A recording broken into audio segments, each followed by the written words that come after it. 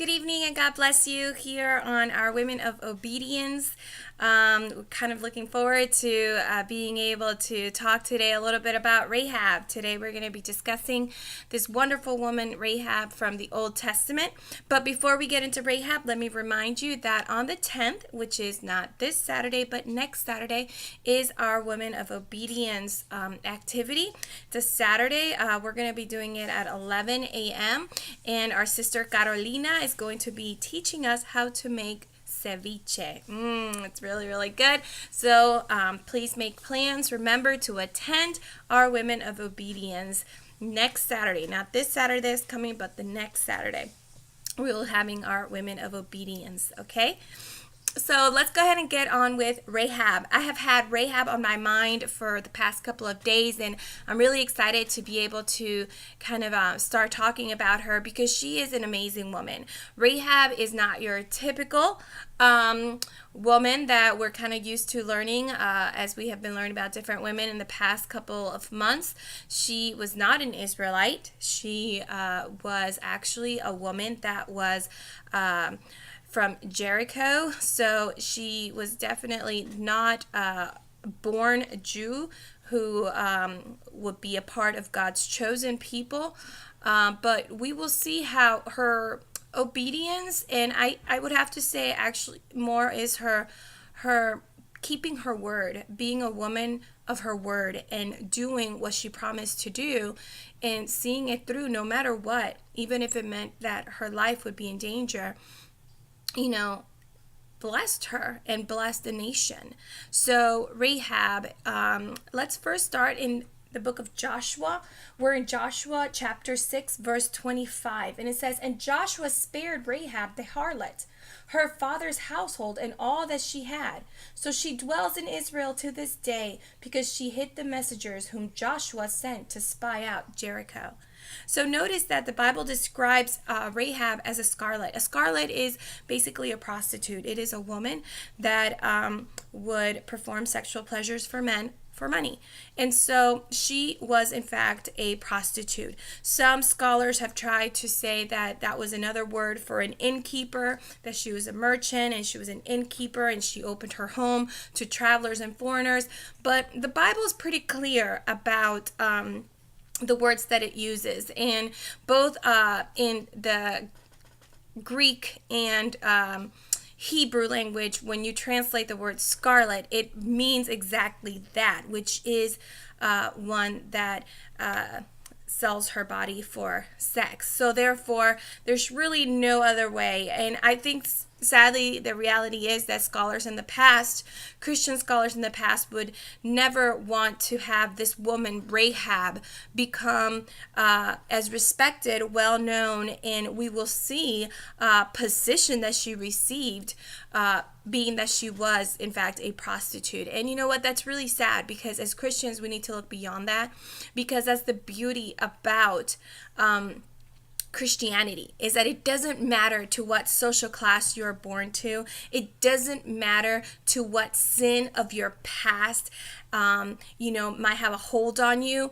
It's about encountering Jesus Christ. And when we encounter the King of Kings and the Lord of Lords, our past, our social status, our economical status, our education matters not. What matters is that we have been washed by the blood of the Lamb, and God can make a new creation. And that's exactly what Rahab's all about. Long before Jesus had come to the earth, we are already seeing God's grace and mercy for humanity, and not just humanity, for this particular woman.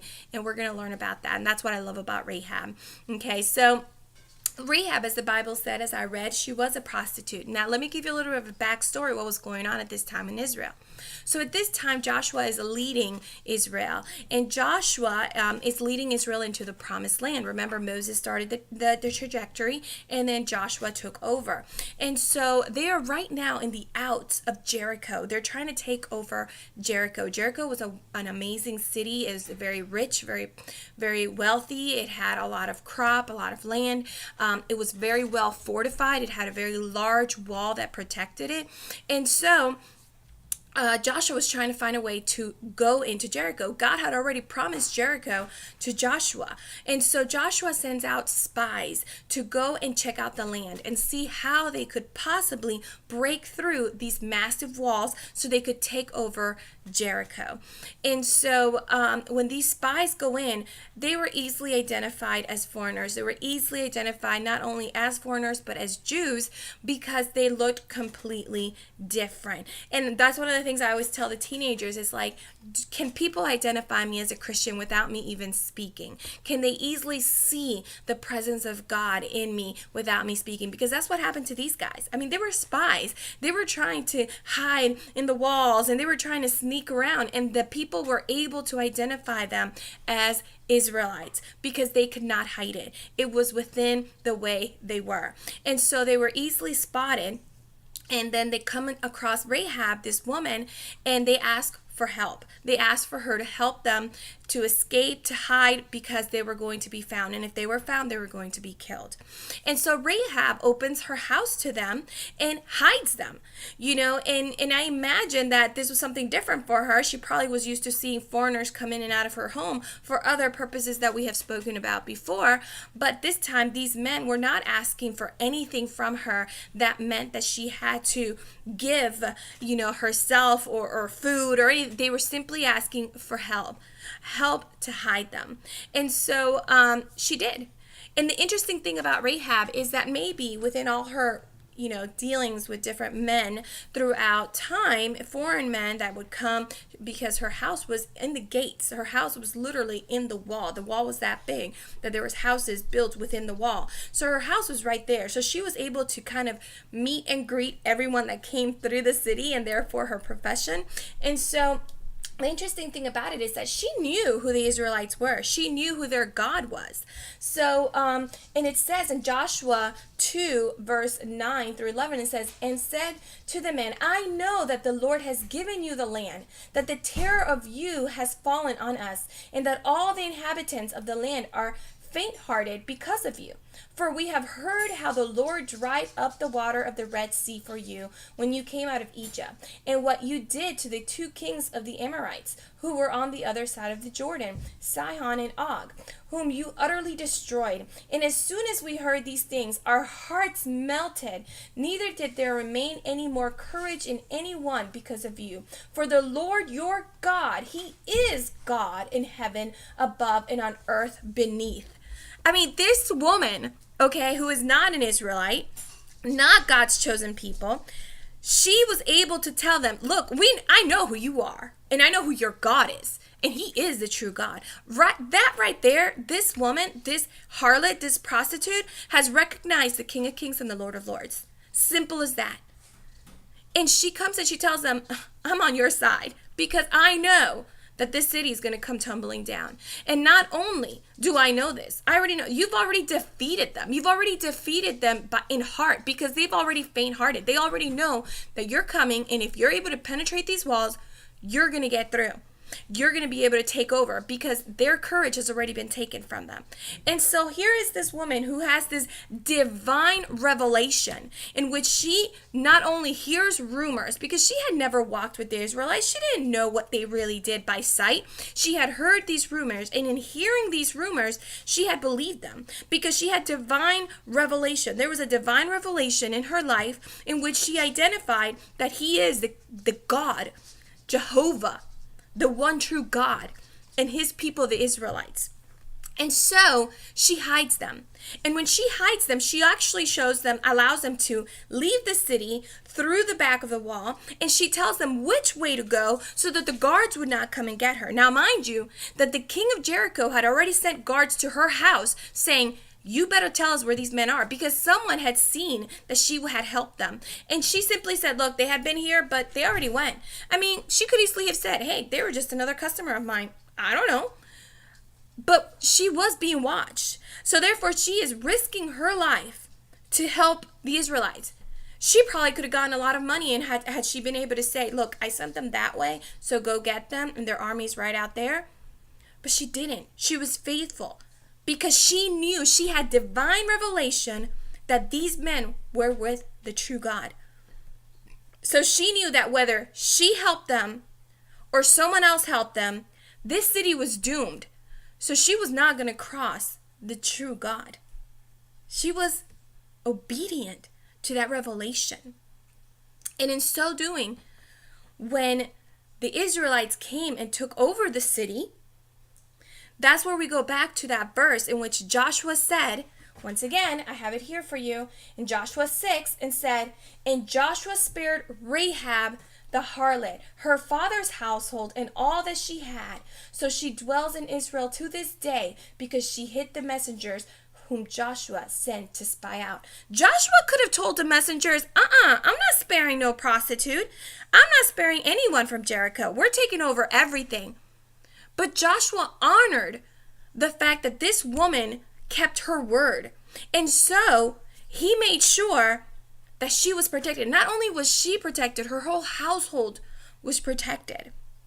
And the beauty about this, it doesn't end here, because it says that she lived with Israel for the rest of her life, okay? Not only did she live with Israelites, but she didn't live with the Israelites as a foreigner, as an immigrant, as someone that they accepted, and maybe she became a slave, or maybe she became a servant. No, that's not where it goes. She actually married one of the spies that she protected. His name is Salmon, and she married him. And not only did she marry this spy, okay, Salmon was he was a prince from the line of Judah, okay, a prince from the line of Judah. So she marries into the Israelites. She becomes a Jew by marriage. And then when we go to Matthew, this is the beauty of the God that we serve. The God that we serve does not forget us. He doesn't care about our history, about our background. He cares about the fact that we recognized him as Lord. We followed and honored our word to do what we said we would do for him. And look what he does. Go to Matthew 1, verse 5. This here in Matthew is the genealogy of Jesus Christ. Okay, this is where it tells you where Jesus came from. Okay, and look at Matthew 1:5. It says, Salmon begot Boaz by Rahab. Boaz begot Obed by Ruth. Obed begot Jesse. Who was Jesse? Jesse was David's dad. Who is David? King David, the descent where Jesus comes from. Okay, so Boaz, and later on we'll learn more about Boaz because we'll study later on about Ruth. But Boaz married another foreigner, maybe because of the fact that his own mother was a foreigner. So his heart was open to loving people from other country because of the fact that Boaz, okay, who married Ruth, his father was Salmon and his mother was Rahab. Okay, and some studies have tried to show that, no, this was a different Rahab. It's not a different Rahab. That is the Rahab. This is the Rahab from Joshua, okay, that protected the messengers. And she marries Salmon. And her child is in the genealogy of Jesus Christ. Is God not amazing? The beauty about the God that we serve is that God could have made it clear and made sure that his son, Jesus Christ, be born of a perfect line, a perfect lineage, a pure lineage, a holy lineage. But within Jesus' genealogy, we have a prostitute Rahab. We have an idolatrous Ruth. We have Bathsheba. And we'll learn about all this later. And you can look at all that in Matthew 1:5. These were women that were not Israelites, that had fallen short of the glory of God in many times, who we might look at them and say, wait, that was me. I once lived in idolatry. I once lived in fornication. I once lived in homosexuality. I once lived in sin that society would keep me away. But then Jesus came. And because he too was born of a line of sinners himself, he too came and loved me, blessed me, cleansed me, and has made me a child of God, an adoptive child of God. It's right there. Rahab, an amazing woman of God. In all honesty, if you ever think that God cannot use you, that his grace was sufficient to save you, but that's it. That's all he can do with you because your past, your history is too terrible. And you're so ashamed of it that you don't even dare speak of it. Because if people find out about my past, they probably would never let me do anything. Rahab had a past, and God allowed her to be great, great, great, great, great, great, great grandmother of Jesus Christ. Man, what does God have for you? God bless you guys. I can't wait to see you on the 10th, and we can talk about Rahab, and you can tell me what you thought of this study and what the Lord is speaking to your heart. God bless you guys. Bye-bye.